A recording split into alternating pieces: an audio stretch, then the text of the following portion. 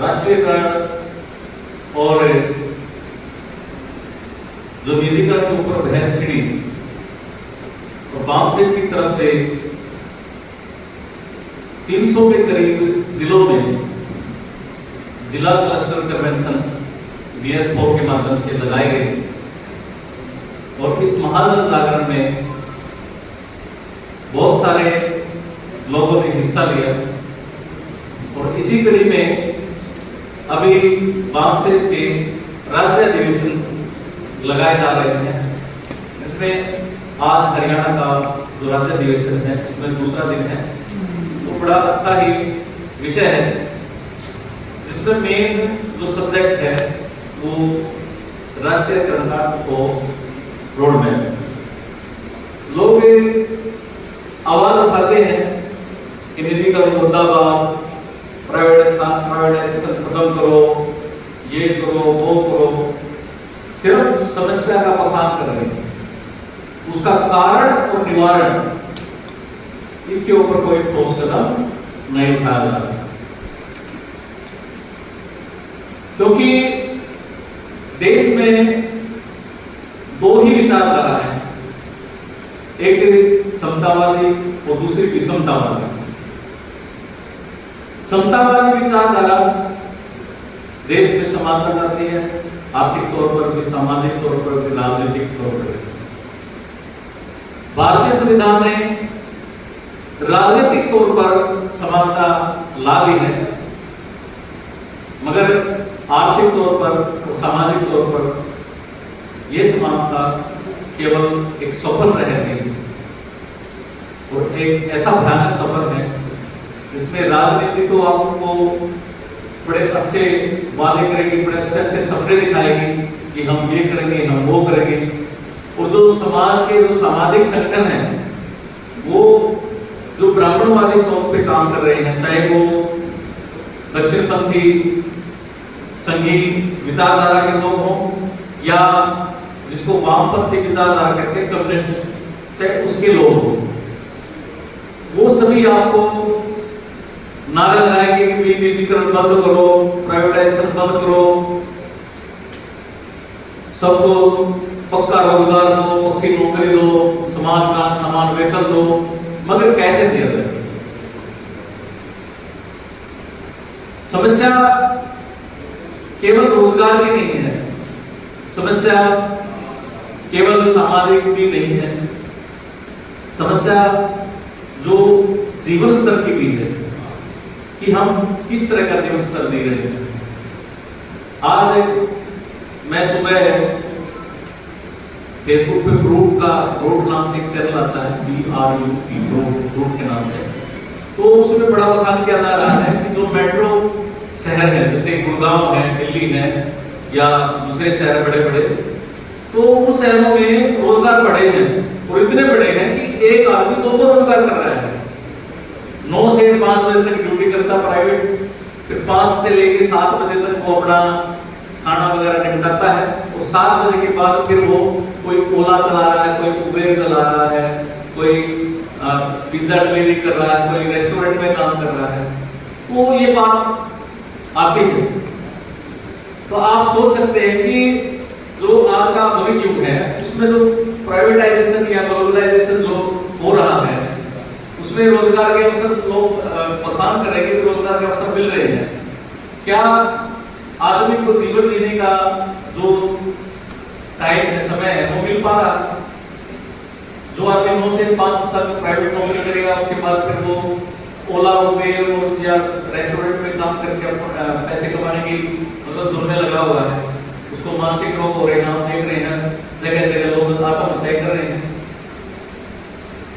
तो ये सारी चीजें आई कहां से और इसका कारण क्या है और निवारण क्या है, तो इसके ऊपर हम थोड़ी सी चर्चा करेंगे। तो सबसे पहले हम इतिहास थोड़ा सा करना लेकिन ज्यादा नहीं। सिंधु घाटी सभ्यता में जो हमारा सिस्टम था वो बहुत ही लोकतांत्रिक तरीके से लोग रहते थे, इतना अच्छा जीवन स्तर था वहां का कि सबके अमीर का भी घर और गरीब का घर सबका बराबर रहते थे, एक ही जगह रहते थे और एक अनाज का भंडार होता था। और उस अनाज के भंडार में कोई ताला नहीं लगा हुआ। अभी भी जो लद्दाख साइड में बुद्धिस्ट जो मोनेस्ट्रीज है वहां भी ये देखने को मिलता है। वहां भी अनाज के भंडार है, जिसको जितनी जरूरत होती है वो उतना अनाज लेके जा सकता है और अपना खाना बना सकता है, कोई भूखा नहीं मरेगा। इतनी अच्छी सोच हमारी जो सिंधु घाटी सभ्यता के लोगों की थी। फिर आते हैं आर्य। ये बात सही है कि आर्यों ने आक्रमण नहीं किया, आक्रमण ने आगमन किया, मगर आक्रमण किस चीज का किया? क्योंकि वो बहुत ही सॉफ्ट स्किल के लोग हैं। उन्होंने सबसे पहले सांस्कृतिक आक्रमण शुरू किया। सांस्कृतिक आक्रमण का मतलब है, जो सोशियोलॉजी की टर्म है, जो यहाँ की कस्टम्स है, रीति रिवाज है, उनको बुरा साबित करना शुरू किया। और जो हमारे आदिवासी लोग हैं, जो बड़ा अच्छा प्राकृतिक जीवन जी रहे हैं आज भी, उनको असभ्य करार दिया जा रहा है। मगर जो टेक्नोलॉजी है, वैज्ञानिक जो लोग हैं, वो उस जीवन को, जो आदिवासी जीवन जो जंगलों में रह रहे हैं, उस आदिवासी जीवन को मानव जीवन का सबसे अच्छा जीवन बता रहे हैं। और आज आप देखते होंगे बहुत सारी डॉक्यूमेंट्री बन रही है कि वो लोग जो मेट्रोपॉलिटन शहरों में रह के काम कर रहे थे, वो वापस गांव में जाके वही खेती बाड़ी कर रहे हैं, वही जंगलों में घूम रहे हैं, वही काम कर रहे हैं जो जंगलों में आदिवासी लोग कर रहे हैं। तो कहने का मतलब ये है कि आर्य आक्रमण जो सांस्कृतिक आक्रमण सबसे बुरा है। किसी देश के ऊपर अगर आपको राज करना है तो उसके ऊपर आप सांस्कृतिक आक्रमण करो। अंग्रेजों ने राज किया तो कैसे किया? अंग्रेजों ने यहाँ के आर्थिक संसाधनों पर कब्जा किया तो कैसे किया? उन्होंने एक सोच विकसित की, यहाँ एक सोच विचारों का आक्रमण किया कि भाई तुम्हारी जो जीवन शैली वो बिल्कुल बुरी है, गलत है, आपको ऐसे जीना चाहिए, ऐसे कपड़े पहनने चाहिए।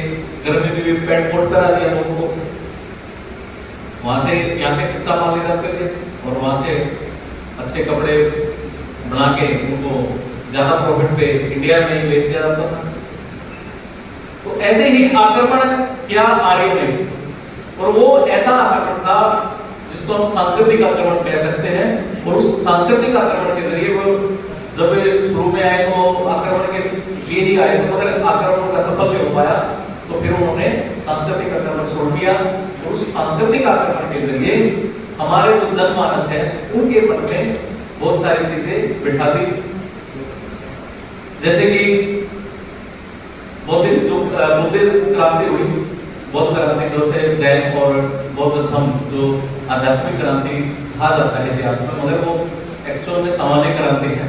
बुद्ध की जो क्रांति वो सामाजिक क्रांति है, जिसने जो यहाँ के जो शासक लोग थे, हमारे कबीलों के सरदार थे या जो सम्राट होते थे, उनके जो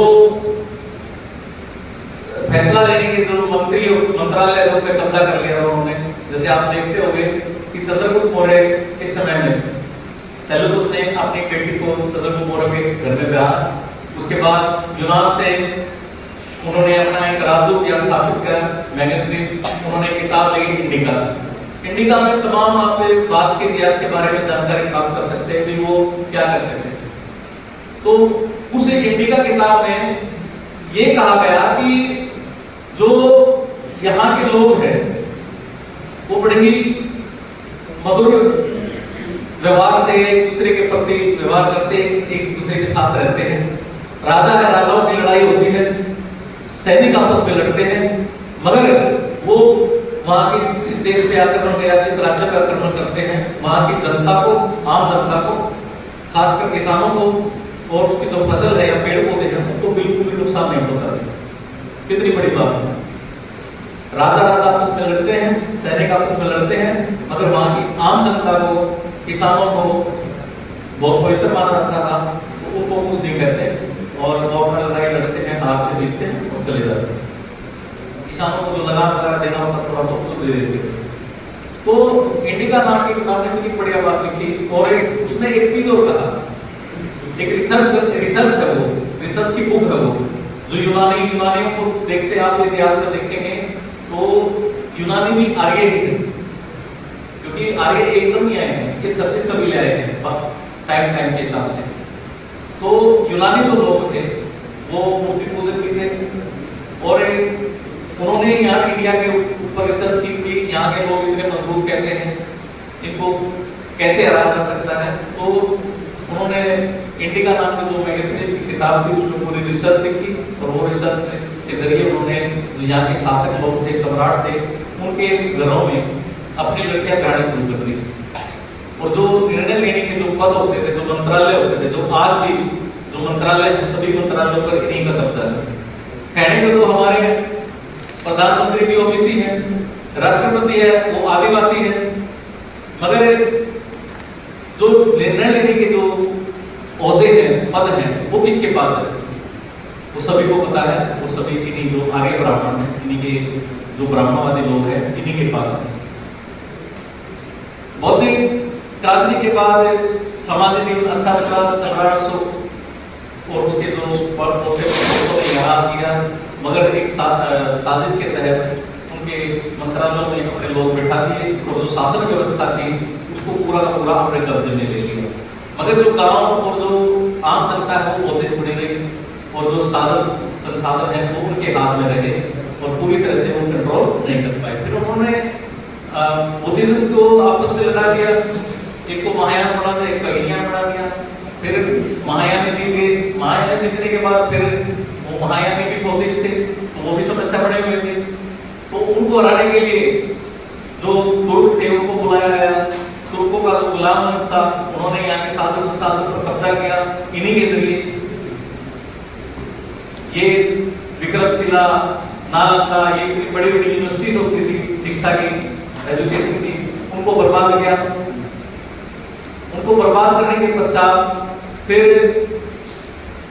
जो गुलाम वंश था उन्होंने अपने जो इस्लाम, जो उनका आध्यात्मिक जो पद था उसको फैलाने की कोशिश की, और उसकी काट के लिए फिर उन्होंने मुगलों को बुलाया, और मुगलों के साथ एक सामाजिक आर्थिक समझौता हुआ।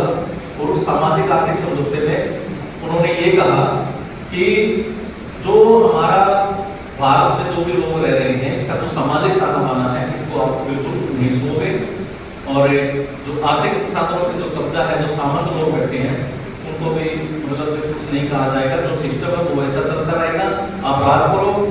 और जो व्यापार है, जो भी संसाधन है, उस पर ब्राह्मण बढ़िया का ही कब्जा रहा, क्षत्रिय सामंत बन के रहे, और पूरी ऐश उन्होंने मुगल राज में की।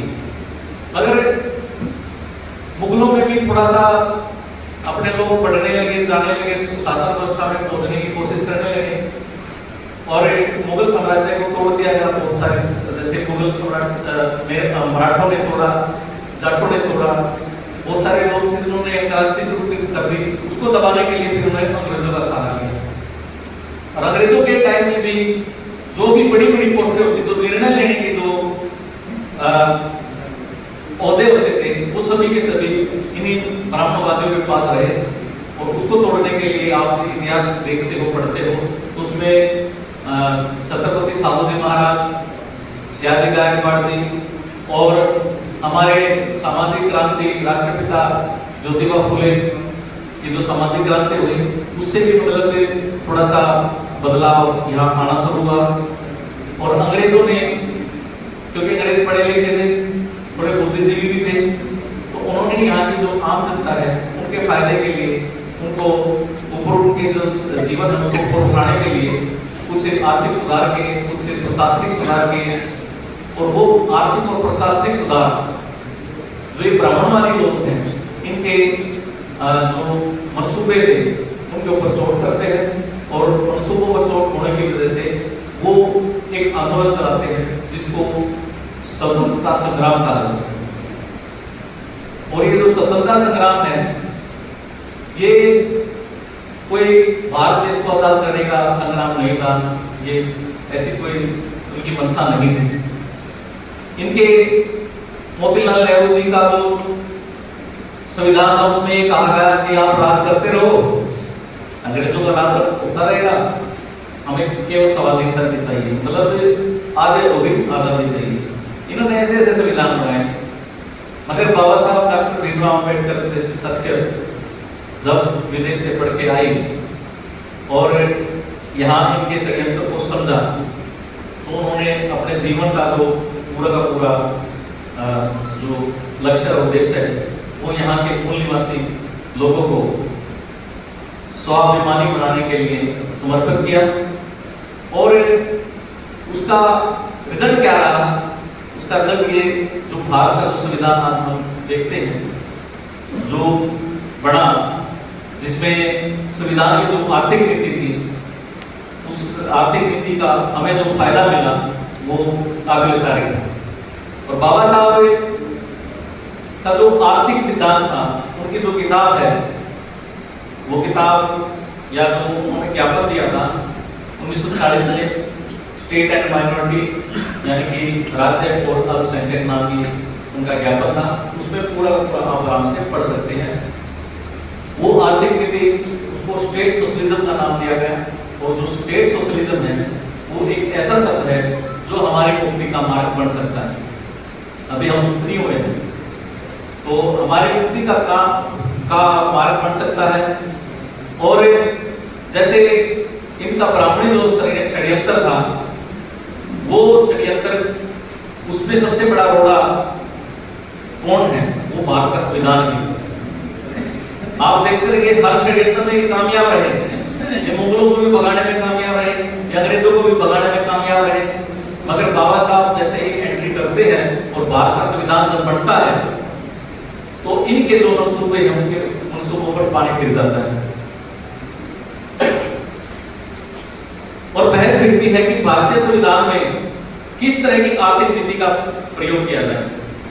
उस समय में दो तरह की आर्थिक नीति थी, एक पूंजीवादी और एक साम्यवादी। पूंजीवादी के ऊपर अमेरिका का कब्जा था और साम्यवादी यानी जो कम्युनिस्ट विचारधारा थी उसके ऊपर रशिया जैसे लोगों का कब्जा था। रशिया के लोग हैं उसके ऊपर कब्जा कर रहे थे। तो जैसे आर्थिक मंदी